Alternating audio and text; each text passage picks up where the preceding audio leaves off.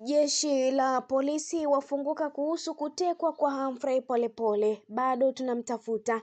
Jeshi la polisi la Tanzania limesema limeona taarifa zinazosambazwa kwenye mitandao ya kijamii kuhusu Humphrey Polepole kutekwa na tayari limeanza kufanyia kazi taarifa husika ili kupata ukweli wake.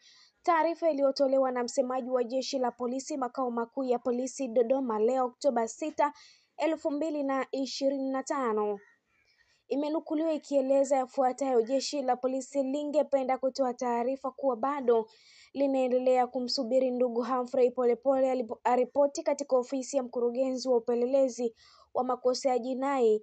Alitumiwa barua ya wito kwa mujibu wa sheria za nchi aripoti katika ofisi ya mkurugenzi wa upelelezi wa makosa ya jinai ili atoe maelezo kuhusiana na tuhuma mbalimbali alizozitoa kupitia mitandao ya kijamii, lakini hadi leo hajatekeleza maelekezo hayo kwa mujibu wa sheria.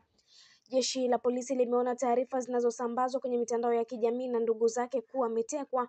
Tayari tumeanza kufanyia kazi taarifa husika ili kupata ukweli wake, imeeleza taarifa ya jeshi la polisi. Taarifa kwa umma. Jeshi la polisi lingependa kutoa taarifa kuwa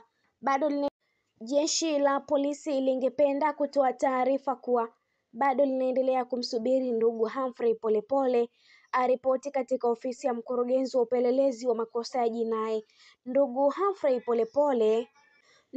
Humphrey Polepole alitumiwa barua ya wito kwa mujibu wa sheria za nchi aripoti katika ofisi ya mkurugenzi wa upelelezi wa makosa ya jinai ili atoe maelezo kuhusiana na tuhuma mbalimbali alizozitoa kupitia mitandao ya kijamii, lakini bado hadi leo hajatekeleza maelekezo hayo kwa mujibu wa sheria. Jeshi la polisi limeona taarifa zinazosambazwa kwenye mitandao ya kijamii na ndugu zake kuwa ametekwa. Tayari tumeanza kufanyia kazi taarifa husika ili kupata ukweli wake, imetolewa na msemaji wa jeshi la polisi makao makuu ya polisi Dodoma, Tanzania.